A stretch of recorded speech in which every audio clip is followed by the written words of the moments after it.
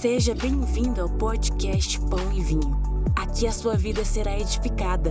Para saber mais sobre a nossa família, acesse nossas redes sociais, @Pão e Vinho Ministério. Fique agora com a palavra e até a próxima. Então, Lucas capítulo 8, a partir do versículo 1 até o 4.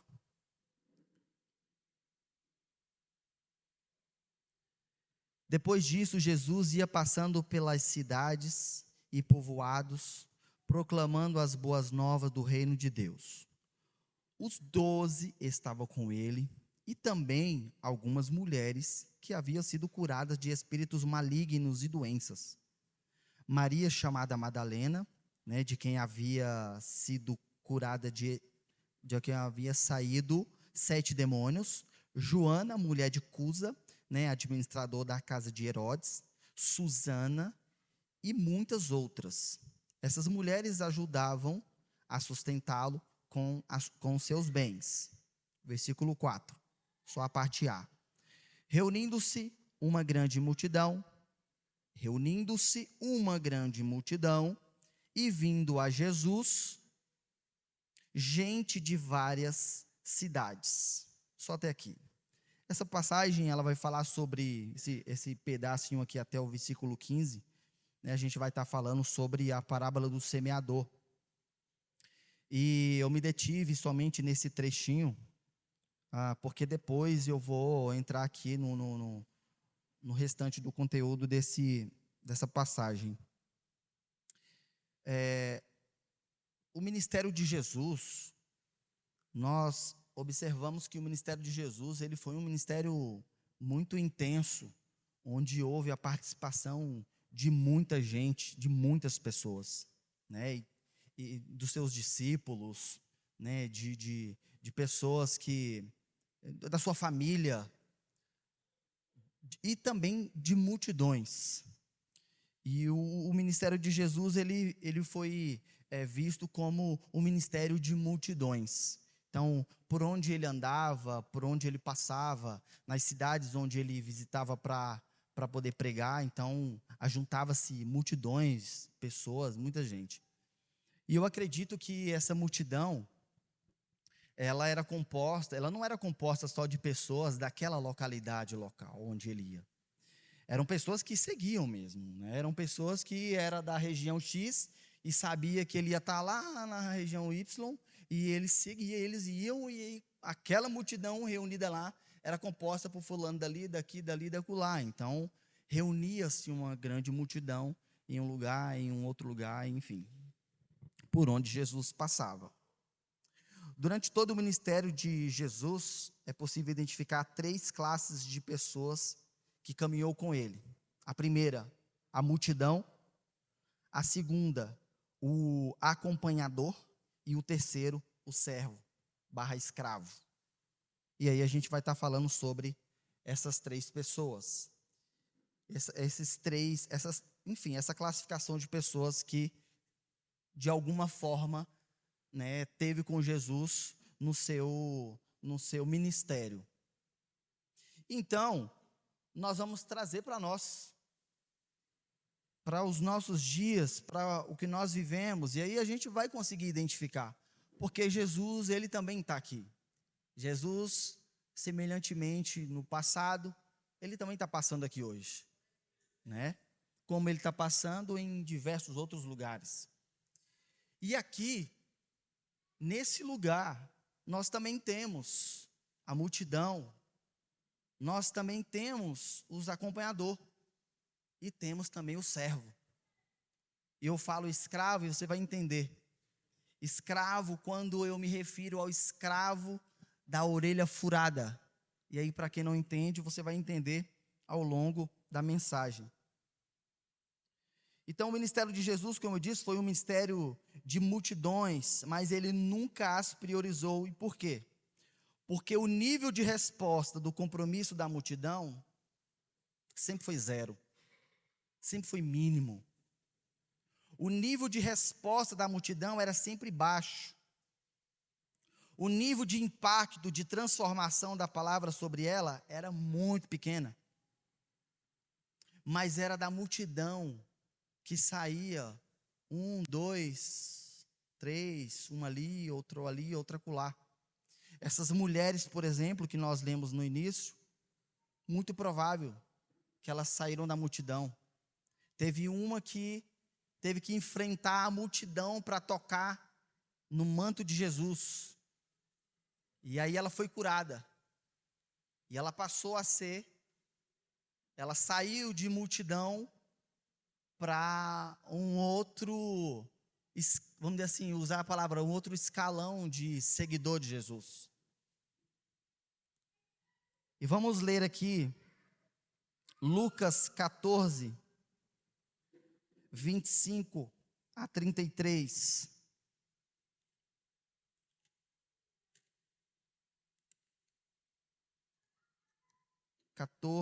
Do 25 ao 33.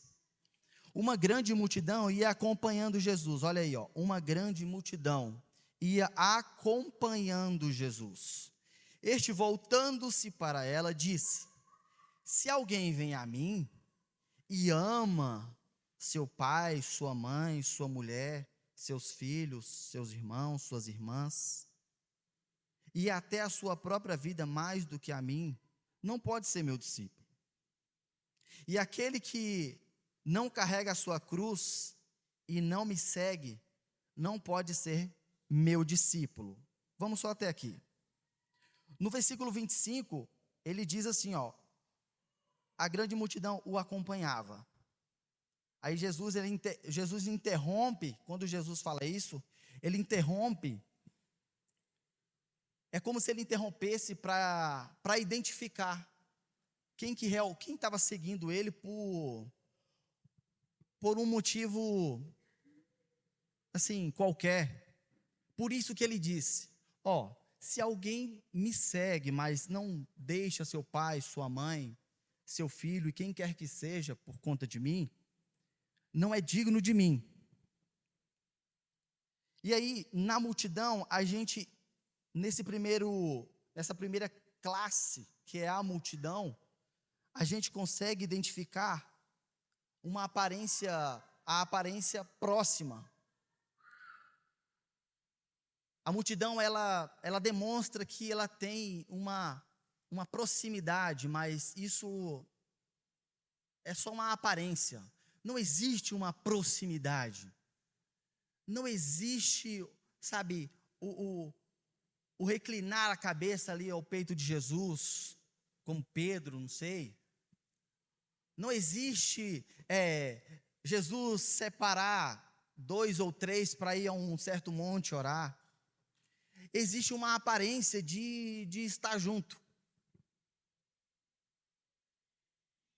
Ele deu prioridade aos vínculos profundos que tinha com os discípulos. A Bíblia diz que a multidão o seguia por causa dos sinais e das curas que ele fazia. O que quer dizer isso? Quer dizer que a multidão, por não ter um relacionamento com Jesus, não era conhecida em suas movimentações. Então a gente entende, a gente entendeu, quem já leu os evangelhos, entende que a multidão, ela tinha um objetivo. A multidão, ela queria só acompanhar para saber o que estava acontecendo, como que era. E aí ela via sinais, ela via milagres, ela via multiplicação de pães. Então ela também identificou que era uma oportunidade. Era uma oportunidade de comer um pão, era uma oportunidade de ver um espetáculo. Tipo, de ver um aleijado sendo curado e o cara sair levantando. Uau, caraca, olha lá. Meu Deus, o cara levantou, mano, e foi embora andando. Maluco, o cara era cego e o cara saiu correndo, andando e tudo, vendo tudo. Então, para a multidão, ela quer assistir, ela quer ver, ela quer acompanhar, ela acompanha. Ela segue. Ela mora no lugar tal, mas se Jesus estivesse no lugar X, ela ia, porque ela queria seguir, ela queria ver, ela queria acompanhar. Os curiosos. Jesus sabia que aquele povo estava ali somente para receber, para observar nada poderia ser cobrado deles. O Senhor, entretanto, não se negava a atendê-los. E foi assim. Jesus sabia disso. Teve um momento, eu não me recordo agora bem a passagem, mas Jesus estava no lugar, e aí teve uma multidão, aconteceu uma série de milagres, e a multiplicação dos pães, eu não sei qual foi, se foi a primeira ou se foi a segunda, só sei que pessoas que estavam nessa multidão, quando se dispersaram, elas voltaram depois para procurar de novo, e, uai, cadê ele, mano? Não está aqui. Onde é que está? Cadê? Onde é que está? Onde é que é o evento da vez? Onde é que está rolando agora? Ah, é só atravessar o rio, lá do outro lado. Ah, beleza, vamos lá. Pegaram um barco e foram. Quando chegaram lá, Jesus, rapaz, nós chegamos uma viagem. Quando que você chegou aqui, moço? Que a gente procurou você por todo canto. E Jesus olhou e... Cara, vocês estão procurando só por causa do pão. Só por conta do pão que foi multiplicado. Jesus sabia. Então Jesus sabe quando a multidão, Jesus sabe quem é a multidão. Jesus sabe qual é o objetivo, qual que é a intenção da multidão. E aí, além da aparência de proximidade, a gente também percebe uma percepção distorcida. A multidão tem uma percepção distorcida de Jesus. A vida íntima de Jesus era um mistério para aquela gente. Certa vez, Jesus perguntou a seus discípulos: quem diz o povo ser o seu filho do homem? E eles responderam: uns dizem ser João Batista, outros Elias, outros Jeremias, e alguns outros dizem que tu é um profeta. Então, a multidão, ela tem uma percepção distorcida de Jesus. Jesus, quando pediu para os discípulos, falou assim: e aí, o que aquele povo diz? A multidão. O que a multidão diz sobre mim? A multidão, ela não tem uma visão certa sobre Jesus. Ela não tem uma visão certa, a percepção dela é distorcida sobre Cristo. E aí, por isso que uns diziam que era João Batista, outros que era Elias, Jeremias, outros diziam que era um profeta X lá. E também, a multidão, ela não tem compromisso. A multidão, ela tem ausência de compromisso. Jesus não prioriza a multidão porque ela é volúvel. Ela muda de opinião, comportamento ou direção com extrema facilidade.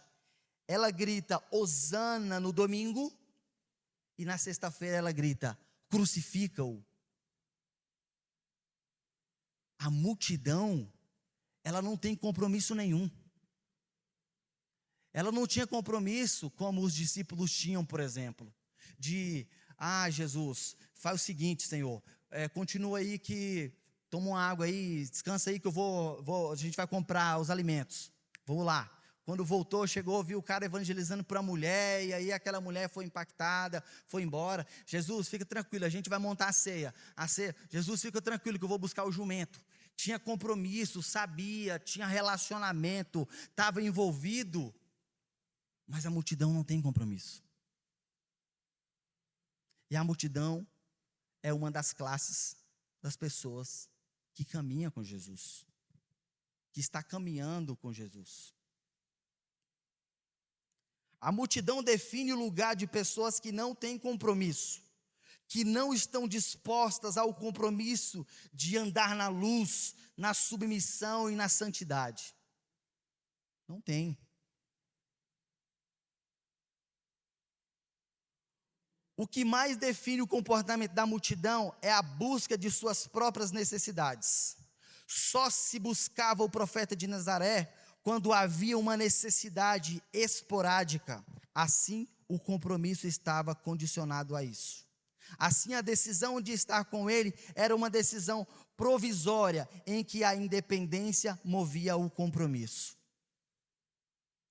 Então, uma das piores, eu acredito, uma das piores características da multidão é não ter o compromisso. Eu acho que eu acho que não é pior. Acho que a pior é não conhecer Jesus. É ter uma visão distorcida sobre quem Ele é. Porque se a pessoa não tiver uma visão distorcida sobre quem Cristo é, ela deixa de ser multidão. Além da multidão, irmãos, tem também aqueles que estão superficialmente acompanhando Jesus, mas não ama. E aí eu tenho 3 exemplos: Nicodemos, o jovem rico, e os discípulos que abandonaram Jesus, lá de João 6, 60, 65. E aí pode colocar para mim João 3, por favor, 1, 2.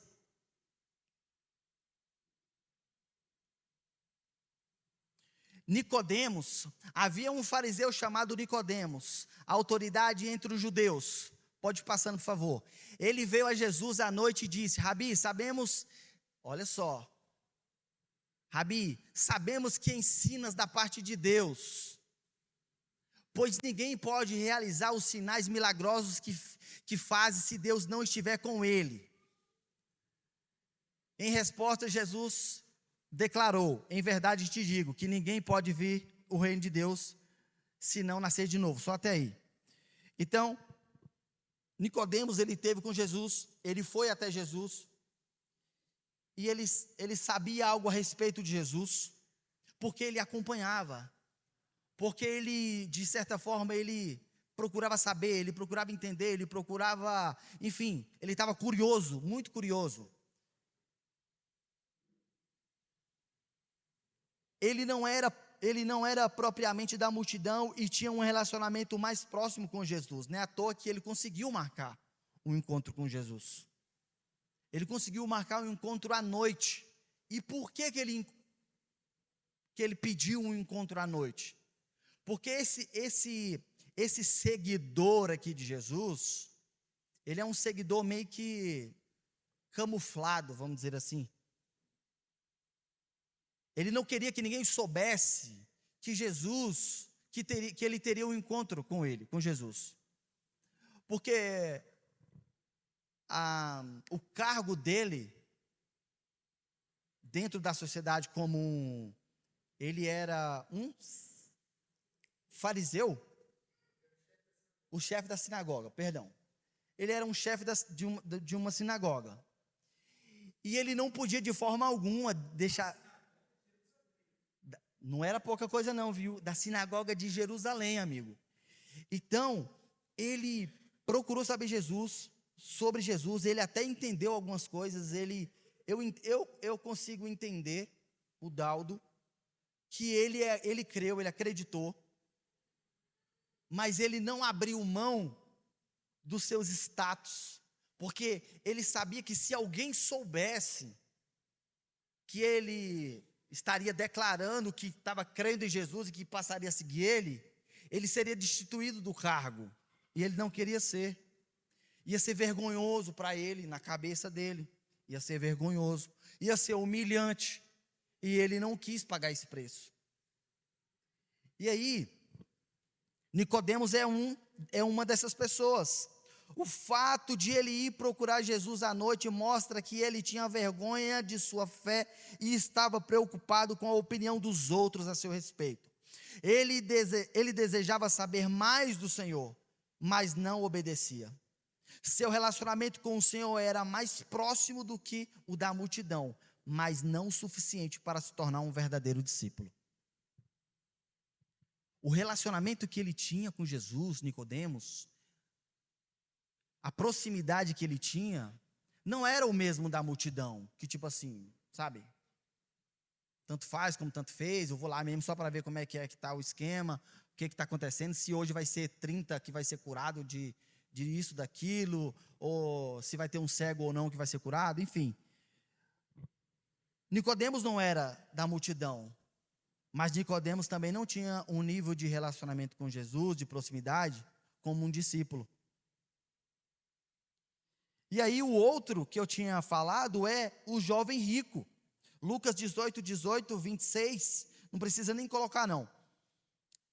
Lá em Lucas 18, 18 a 26, a gente vê um certo jovem, a Bíblia fala de um jovem rico, E esse jovem rico, ele também está nessa classe, sabe, de pessoas que até seguia Jesus, caminhava com Cristo, mas em um certo momento, em uma situação, ele era só até uma certa situação, até um certo momento na sua vida. E o jovem rico é um ótimo exemplo para essa classe de pessoas, porque quando ele se sentiu na liberdade já de ir até Jesus e perguntar alguma coisa para Jesus, quando ele teve essa oportunidade, ele foi e ele perguntou para Jesus o que ele teria que fazer para poder herdar o reino, e enfim. As características que mais destacava nele, no jovem rico, era a fidelidade religiosa. E por quê? Porque ele disse para Jesus que ele era um cara que seguia os mandamentos à risca. Ele não matava, ele não furtava, ele não roubava, ele não furtava, não roubava, né? Pegou, né, Lucas? Sabe, ele não fazia ele não cometia esses pecados. Jesus, isso desde a minha mocidade, desde pequenininho, eu fui ensinado e eu não cometo essas coisas. Eu já vivo essas coisas, eu estou até te seguindo, estou caminhando, eu estou vendo o que está sendo feito, eu estou acompanhando. Mas Jesus falou, então, vamos lá. Só resta uma coisa para ser feita. Pega tudo que você tem, tudo, todas as tuas propriedades, vende tudo e reparte para os pobres.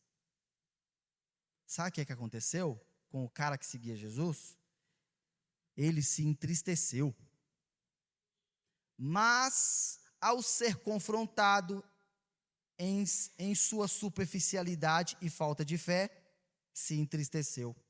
Quando Jesus lhe mostrou que havia de tomar sua cruz, logo retrocedeu, porque ele era dono de muitas propriedades, e o Deus no coração dele era a riqueza dele, era o que ele tinha. Então, quando Jesus expôs para ele o que ele precisava realmente fazer, para ele poder cumprir tudo o que ele cumpria, porque ele não cumpria nada, Jesus disse para ele que ele não cumpria nada. Porque o primeiro mandamento, amar a Deus sobre todas as coisas, o primeiro, Jesus mostrou para ele que o primeiro de todos os outros que ele achava que cumpria, ele não cumpria, que era amar a Deus sobre todas as coisas. E aí o que ele mais amava eram as riquezas dele. Ele não amava a Deus a mais que as suas riquezas. E aí por isso, Jesus disse para ele, olha, vende tudo que tu tem, é a única forma, ou só resta uma coisa, vende tudo que tu tem, dá para os pobres e me segue.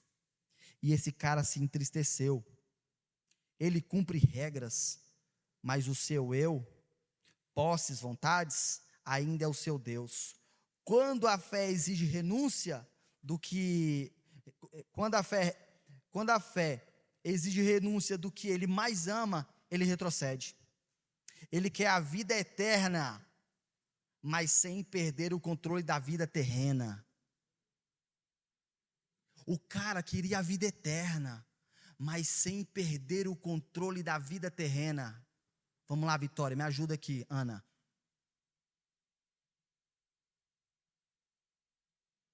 O cara não queria perder. E aí, por isso, vem, meu filho.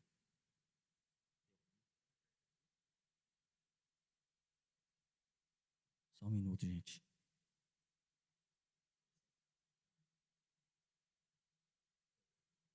Amém. Aí a Bíblia diz, Jesus disse lá atrás, se você não deixar pai, mãe, filho, qualquer coisa por conta de mim, você não é digno de mim.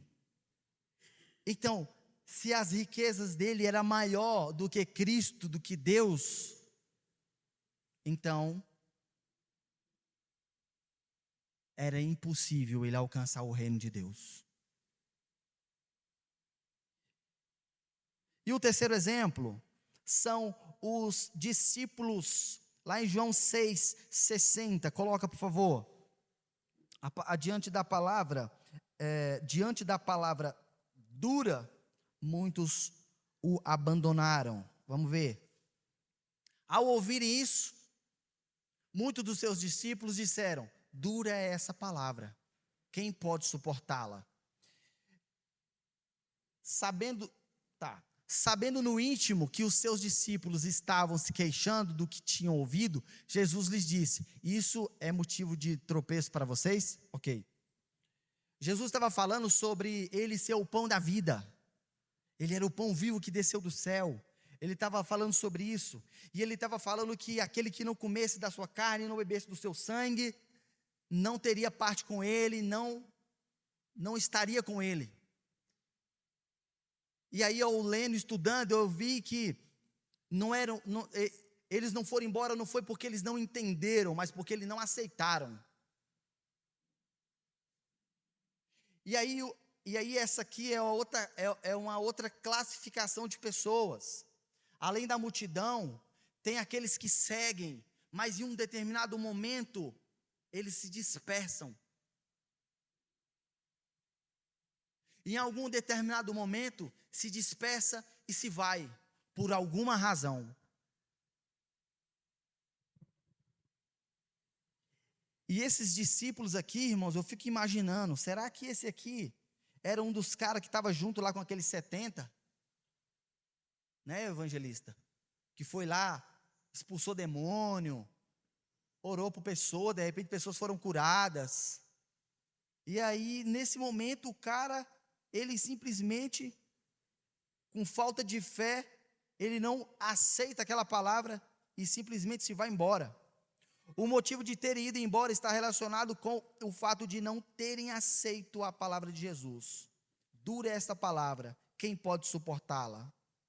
Dura de aceitar e não de entender, pois não houve fé para compreender que o Senhor é a única fonte de vida eterna, como o próprio Jesus disse, quando ele estava falando que ele era o pão da vida, e que quem comesse daquele pão teria a eternidade, porque Jesus estava falando que aquele que comeu o pão que desceu do céu lá no deserto, que foi quando estava sendo guiado por Moisés, comeram pão, mas morreram. E Jesus estava fazendo uma alusão a ele como sendo a vida, o pão da vida que desceu do céu. E aí, queridos, nós temos uma outra classificação, que é o escravo, o discípulo. Por favor, Deuteronômio 15, de 12, a partir do 15, a partir do 12.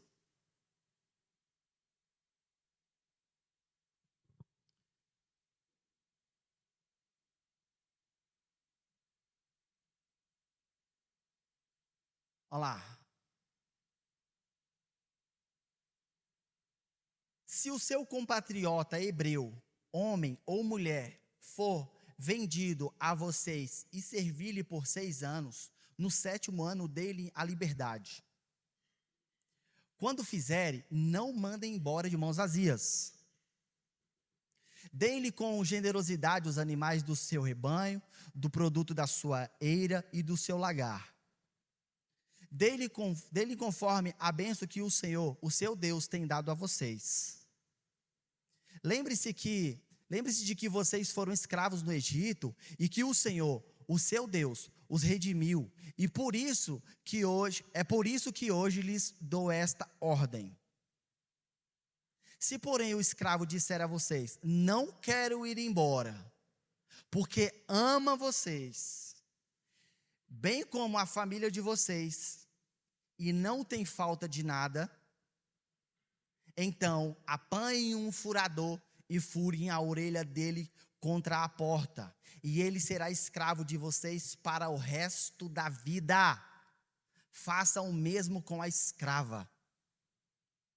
Essa aqui, queridos, isso aqui era uma lei que existia lá com o povo hebreu.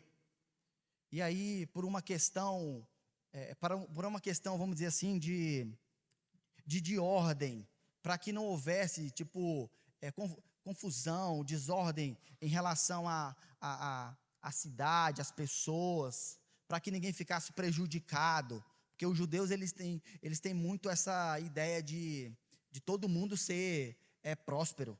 Então, na cabeça deles, não podia uma pessoa, por exemplo, que fez por exemplo, ela fez uma determinada plantação X, e aí essa plantação não deu muito bem, e ela ficou no prejuízo.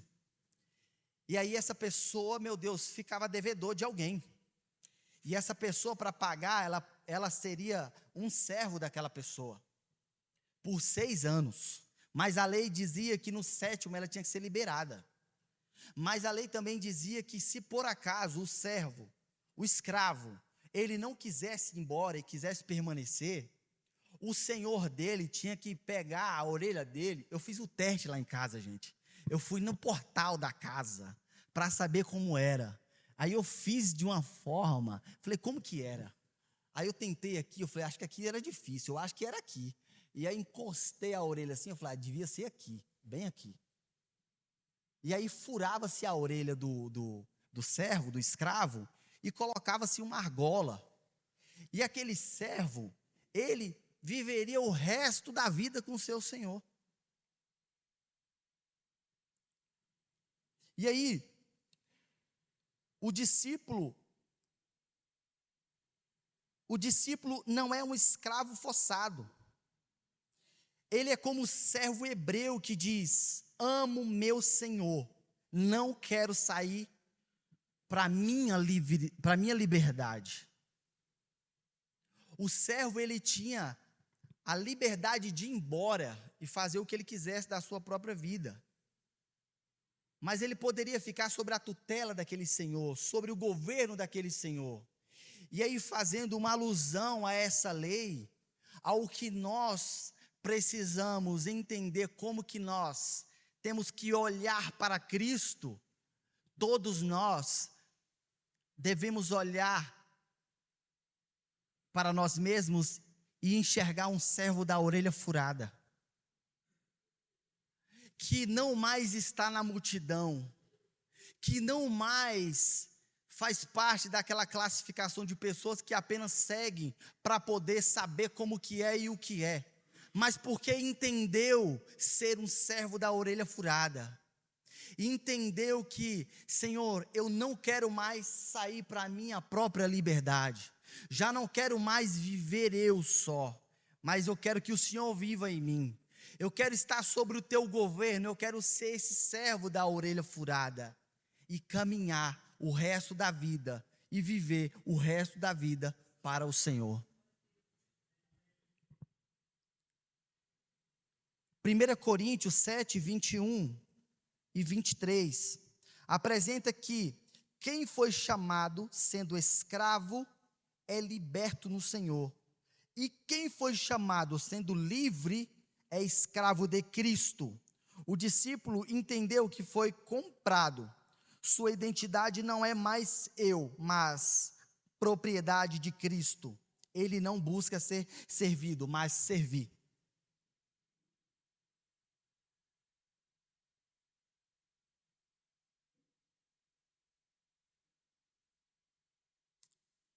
Deixemos de ser um espectador anônimo ou um admirador de ocasião. Seja aquele que fura a orelha na porta da casa do pai e diz: eu te amo, não sairei daqui.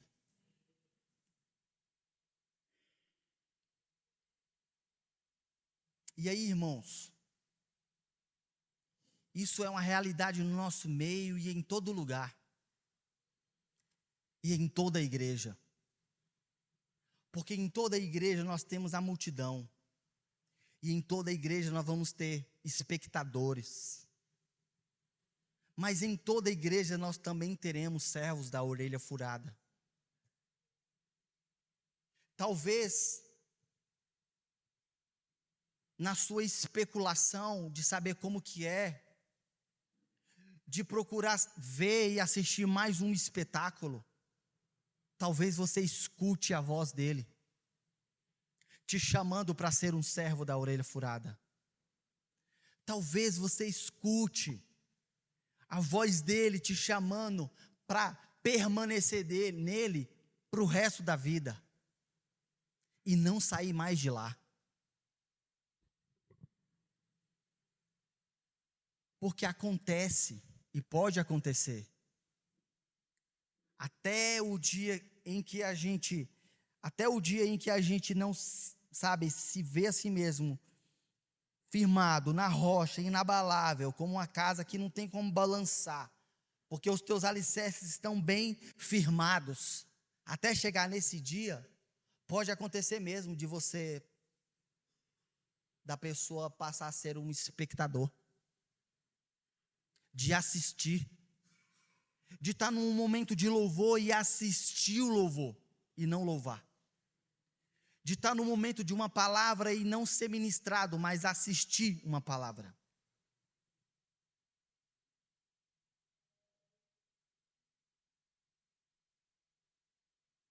E aí, irmãos, a diferença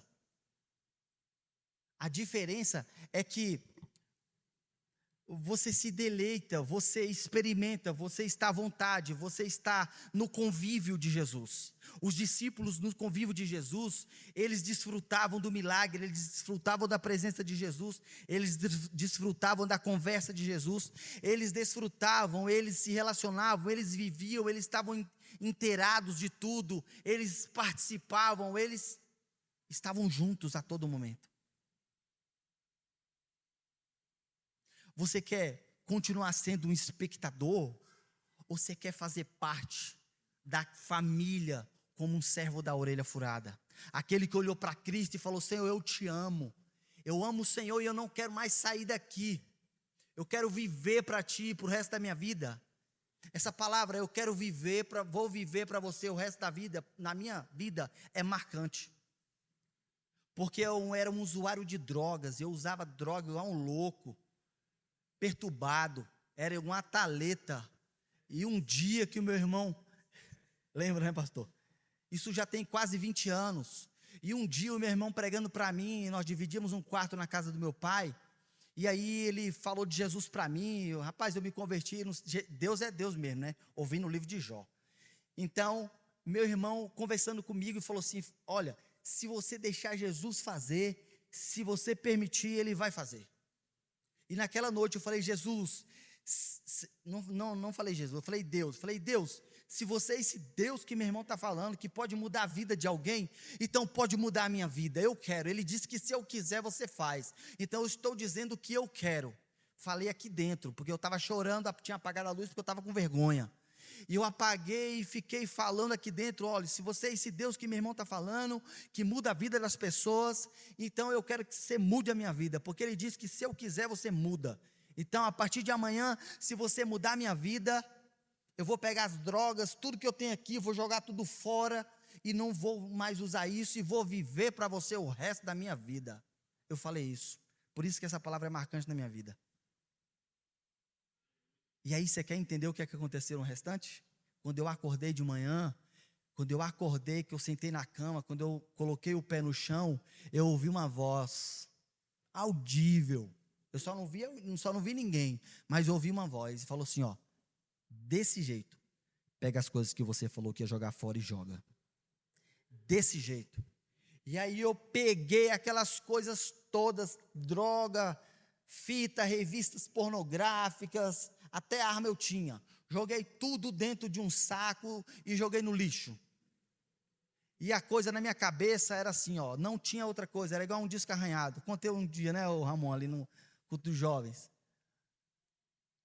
Deus mudou sua vida agora é outra. Jesus mudou sua vida agora é outra. Deus mudou sua vida agora é outra. Jesus mudou sua vida agora é outra. Era só isso que tinha na minha cabeça. Não tinha outra coisa. Deus mudou sua vida agora é outra. Jesus mudou sua vida agora é outra. Mas essa palavra é marcante na minha vida, de vou viver para você o resto da minha vida. E aí eu lembro muito dessa passagem, porque o servo da orelha furada, quando ele tinha o aval de ir embora ou não, ele podia decidir ficar.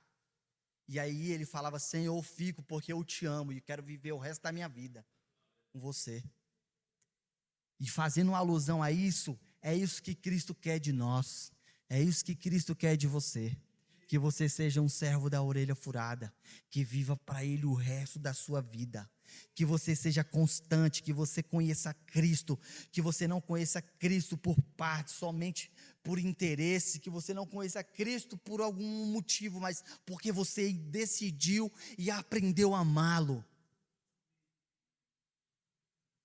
Amém, irmãos? E aí, olha só,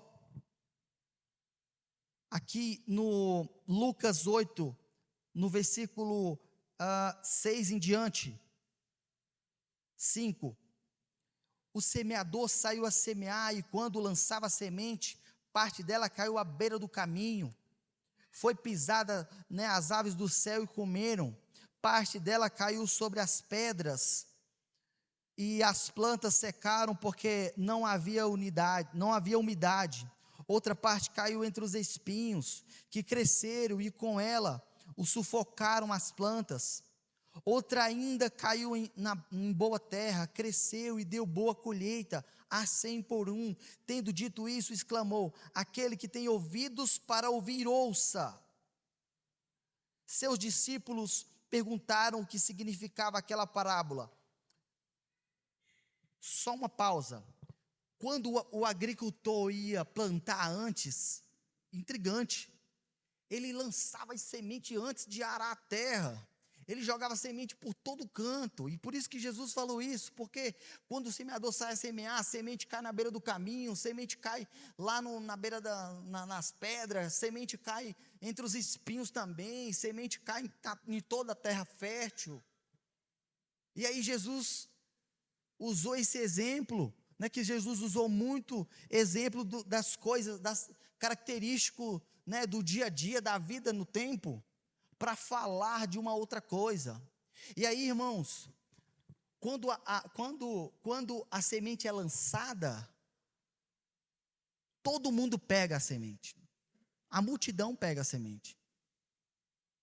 Aqueles que são xeretas, que estão só para xeretar, eles também pegam semente, só que não germina, porque não tem terra fértil, não tem um interesse próprio, vai ter uma intenção má, vai ter, sei lá, uma diversidade de coisas, pode pensar.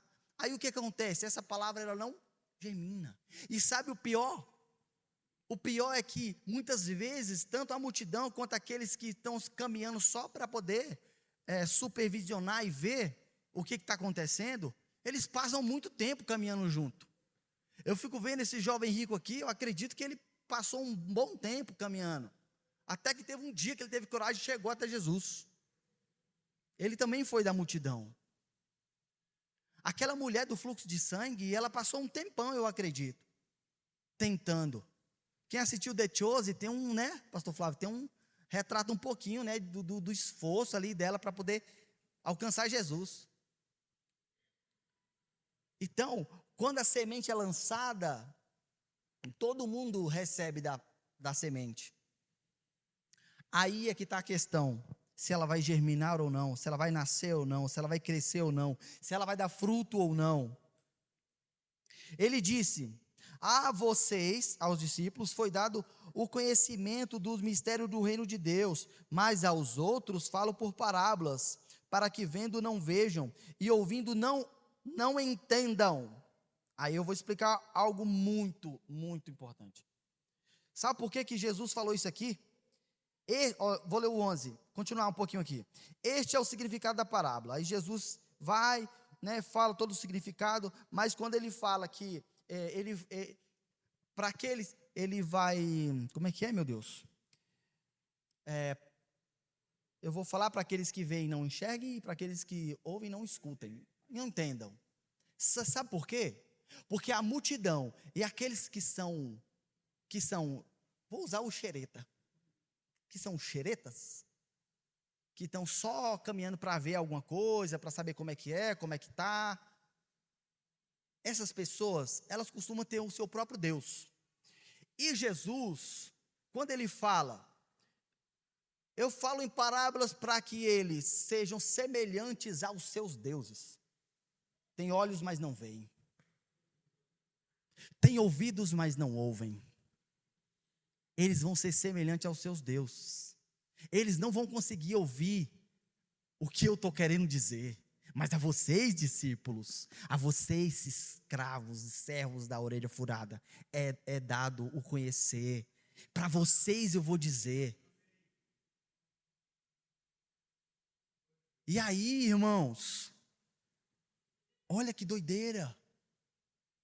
Quem está na multidão e quem está caminhando, vagando, acompanhando Jesus de alguma forma, com o coração fora dele,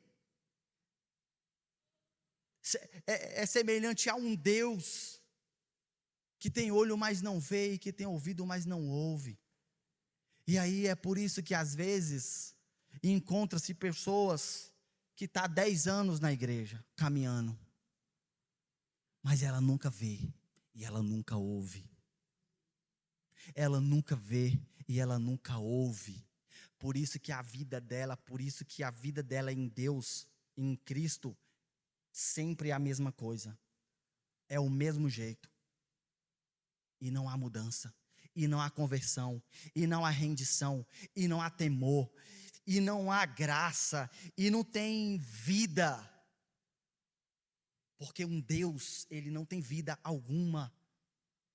O Deus que Jesus está falando aqui, que é como se fosse uma estátua, ela não tem vida. Ela tem olho, mas não vê, tem ouvido, mas não ouve. Tem ventre, mas lá dentro não tem nada, tem perna, mas não anda. E assim são os tais. Mas aí Jesus explica a parábola para os discípulos, né? E aí ele diz no versículo 15: mas as que caírem em boa terra são os que com o coração bom e generoso ouvem a palavra e retêm e dão frutos com perseverança.